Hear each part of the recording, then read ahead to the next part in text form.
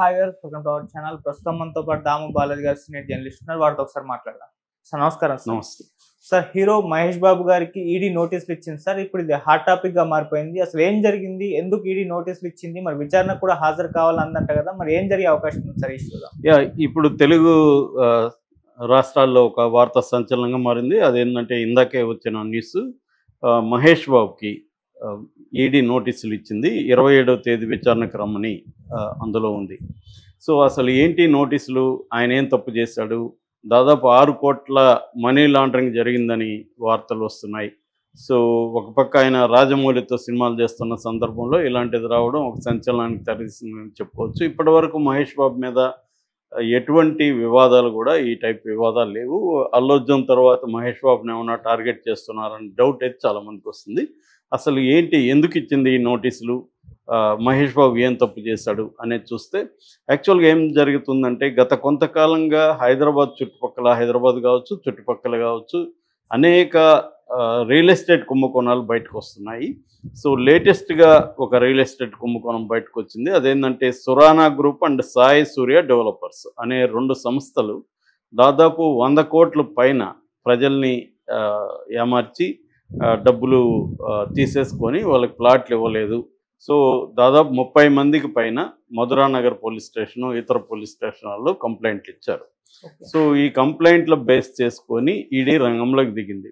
So ఈ కంప్లైంట్లో ప్రధానంగా ఉండేది ఏంటంటే, సురానా గ్రూప్ అధినేత నరేంద్ర సురానా, ఇతను భాగ్యనగర్ ప్రాపర్టీస్ లిమిటెడ్కి కూడా ఆయనే ఓనరు. అలాగే సాయి సూర్య డెవలపర్స్ ప్రైవేట్ లిమిటెడ్, దీని కంపెనీ ఓనర్ సతీష్ చంద్ర గుప్తా, ఈయన మీద ఆల్రెడీ 11 కేసెస్ ఉన్నాయి. సో లాస్ట్ నవంబర్లో కూడా ఈయన అరెస్ట్ అయ్యాడు, లాస్ట్ ఇయర్ నవంబర్లో కూడా. సో వీళ్ళిద్దరూ ఏం చేశారంటే కొన్ని వెంచర్స్ చేశారు. సాయి తులసి ఎన్క్లేవ్ కానీ, సన్ముఖ విలాస్ కానీ, తర్వాత గ్రీన్ మెడోస్ షాద్ నగర్లో, ఇలాగా హైదరాబాద్ చుట్టుపక్కల కొన్ని రియల్ ఎస్టేట్ వెంచర్స్ వేసేసి వీళ్ళు రకరకాల పద్ధతుల్లో ఫ్రాడ్ చేశారు. సో ఫస్ట్ పద్ధతి ఏంటంటే, ఇందులో ఫ్రాడ్ చేసిన మెథడ్ ఏంటంటే, అనాథరైజ్డ్ ల్యాండ్స్ని, అంటే వాటికి వీళ్ళ దగ్గర సెరా పర్మిషన్ కావచ్చు, లేకపోతే అది పంచాయతీలో ఉంటే పంచాయతీ పర్మిషన్ కావచ్చు, ఇలాగ అన్ని రకాల పర్మిషన్లు ఏమి లేకుండా అప్లై చేస్తారు పర్మిషన్లకి. అవి వచ్చుండవు, వస్తాయి రావు కూడా తెలియదు, కానీ వచ్చిందని చెప్పేసి వీళ్ళు ఏజెంట్లను పెట్టేసి హడావిడి చేసి పాంప్లెట్లు వేసేసి చేస్తారన్నమాట. పెద్ద ఎత్తున ఆఫీసును చాలా రిచ్గా తీసుకుంటారు. ఒకసారి మనం ఆ ఆఫీస్కి అడుగు పెట్టగానే మనకు అన్ని రకాల మర్యాదలు జరుగుతాయి. ఈవెన్ మధ్యాహ్నం లంచ్ టైంకి వెళ్తే మంచి లంచ్ పెడతారు, మెస్ది. సో ఇలాగా మనల్ని ఒక ఇది చేసి తర్వాత మనకు కూడా ఒక ఆశ చూపించారు, నువ్వెవరన్నా ఒక ఫ్రెండ్కి కానీ తీసుకొస్తే నీకు కమిషన్ ఇస్తూ ఉంటారు. ఇలాగ మనకి ఈజీ కమిషన్ వస్తుంది, జస్ట్ ఒక ఫ్రెండ్ని పట్టుకుపోతే చాలు అని ఎవరినో ఒకరిని పట్టుకోవడం, ఇలాగా అనాథరైజ్డ్ ల్యాండ్స్ని చూపించి చేయడం. రెండోది మల్టిపుల్ సేల్స్, ఒకరికి అమ్మిన దాన్నే ఇంకొక 2-3 కూడా అమ్మేసేయడం. మూడోది ఫాల్స్ రిజిస్ట్రేషన్ హామీలు ఇవ్వడం, నీకు రిజిస్టర్ చేసేస్తాను అని చెప్పి సేల్ డీడ్ ఇచ్చేసేయడం, డబ్బులు అడ్వాన్సులు తీసుకునేయడం. ఇప్పుడు 6 నెలల తర్వాత అయితే ఇవి నీకు 50 లక్షలు దీనికంటే పెరుగుతుంది, ఇప్పుడుగానైతే 50 లక్షలకి నీకు తగ్గుతుంది అని చెప్పడం. ఇలాగా అంటే ఆల్రెడీ కొనాలనుకుంటున్న వాళ్ళని రకరకాల పద్ధతులు టెంప్ట్ చేయడం. తర్వాత ఫైనల్గా non delivery of the flats, ఈ ఫ్లాట్స్ చెప్పింది ఇవ్వరు, ఏదో పెండింగ్లో పెట్టేస్తారు. ఆ మధ్య నేను ఒక దీంట్లో చూస్తే అగ్రిమెంట్లో ఒక క్లాజ్ పెట్టారు వాళ్ళు. ఆ క్లాజ్ ఏంటంటే గాడ్స్ ఇంటర్వెన్షన్ ఏమన్నా అయితే ఈ అగ్రిమెంట్ చల్లకపోవచ్చు అనేది పెడతారు. గాడ్స్ ఇంటర్వెన్షన్ అంటే ఏంటి, వీళ్ళకి నష్టం వచ్చింది కూడా ఎక్కడో వేరే ప్రాజెక్టులో మాకు నష్టం వచ్చింది, అందుకని మేము ఇవ్వలేకపోతున్నాం, మేము ఆల్రెడీ చెప్పాం కదా గాడ్స్ ఇంటర్వెన్షన్ అని చెప్పేస్తారన్నమాట. సో అలాగా లీగల్గా దొరకకుండా వీళ్ళు ఏం చేస్తున్నారంటే కొన్ని రకాల పద్ధతులను ఫాలో అవుతున్నారు. సో దీంట్లో చాలామంది ఇలా ఇరుక్కొని ఈ ఇద్దరి రియల్ ఎస్టేట్ ఏజెన్సీలో దాదాపు 100 కోట్ల పైన ఫ్రాడ్ చేశారని చెప్తున్నారు. ఇది కాకుండా ఈడీ ఎంటర్ అయినాక సిబిఐ కూడా ఆల్రెడీ దీంట్లో కేసులు పెట్టింది. సిబిఐ ఏం పెట్టిందంటే, వీళ్ళు బ్యాంక్ లోన్లు కూడా వీళ్ళిద్దరు కలిసి ఎగ్గొట్టారు. దాదాపు 3,986 కోట్ల, అంటే దాదాపు 4,000 కోట్ల బ్యాంక్ అప్పులు తీసుకొని దేనికైతే అప్పులు తీసుకున్నారో ఆ ప్రాజెక్టులలో డబ్బులు ఖర్చు పెట్టకుండా వేరే దానికి డైవర్ట్ చేసేసి అక్కడ లాసులు చూపించేసి బ్యాంక్ కొట్టారని ఆల్రెడీ సిబిఐ కూడా కేసు ఉంది.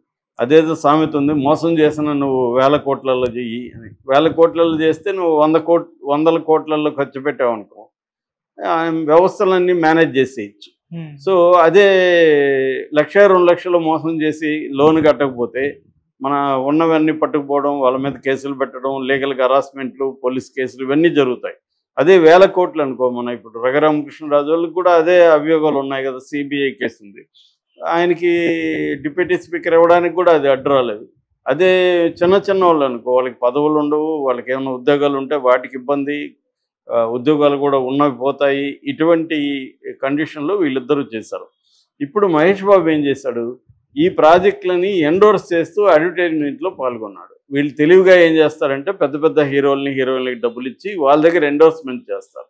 ఎప్పుడైనా ఇప్పుడు కంప్లైంట్ ఇచ్చిన వాళ్ళు అందరూ ఏం చెప్తున్నారంటే మహేష్ బాబు ఎండోర్స్మెంట్ చేయడం వల్లే మేము నమ్మాము ఈ ప్రాజెక్టు, ఎందుకంటే ఇది అథెంటిక్గా ఉంటుంది, మోసాలు చేయరు, మహేష్ బాబుకు ఒక క్లీన్ ఇమేజ్ ఉంది, సో మహేష్ బాబు ఎండోర్స్ చేస్తున్నాడంటే ఇది నమ్మకమైన ప్రాజెక్టే అనుకొని దిగారు వీళ్ళు. అంతకుముందు కూడా కె విశ్వనాథ్ కావచ్చు, సిరివెన్నెల కావచ్చు, కొంతమంది చేసిన ప్రాజెక్టులు కూడా ఇట్లాగే ఫ్రాడ్లో ఇరుక్కున్నాయి.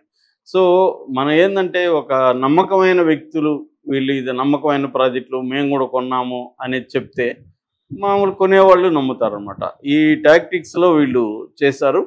సో మహేష్ బాబుకి ఈ ఎండోర్స్ చేసిన దానికి గాను 5,90,00,000 డబ్బులు ముట్టినట్టుగా ఈడీకి వచ్చింది. ఇందులో 3,40,00,000 చెక్ రూపంలోకి వెళ్ళింది, 2,50,00,000 క్యాష్ రూపంలోకి వెళ్ళింది. సో చెక్ రూపంలో ఇచ్చిందంటే దానికి అకౌంటింగ్ వ్యవహారాలు ఉంటాయి. కానీ 2.5 crore క్యాష్లో ఇచ్చిందంటే ఇది హవాలా ద్వారా, మనీ లాండరింగ్ ద్వారా వచ్చింది. అంటే బ్యాంక్ లోన్లు తీసుకోవడం, రెండోది క్లయింట్లను మోసం చేసి డబ్బులు తీసుకోవడం, ఈ డబ్బుల్ని హవాలా ద్వారా లేకపోతే మనీ లాండరింగ్ ద్వారా. ఇది ఎందుకంటే ఇదంతా బ్లాక్లో ఉంటుంది, అడ్వాన్స్లు అంతా కూడా బ్లాక్లో తీసుకుంటారు. సో ఈ బ్లాక్ మనీని వైట్ చేయడం కోసం మనీ లాండరింగ్ చేస్తారు. అలాంటి మనీ లాండరింగ్ మనీ మహేష్ బాబుకి ఇచ్చారు. సో మహేష్ బాబు ఎండోర్స్ చేయడం ఒకటి రాంగు, ఈ వీళ్ళ హిస్టరీ లేకుండా ఇప్పుడు 11 కేసులు ఉన్న ఒక వ్యక్తి ప్రాజెక్టుని మహేష్ బాబు ఎలా ఎండోర్స్ చేస్తాడు?